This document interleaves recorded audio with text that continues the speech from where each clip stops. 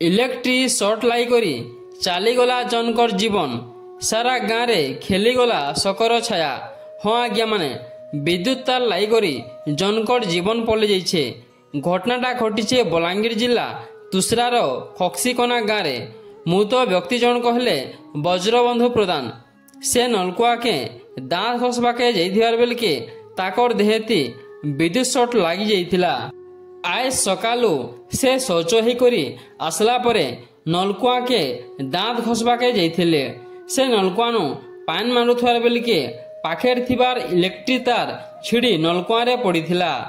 हठात इलेक्ट्रिक तारटा नलकुआ रे चार्ज हो जाइथिला।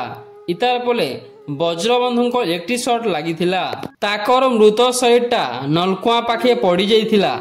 ई सबु देखि गाँव सभे धाई आसीथिले।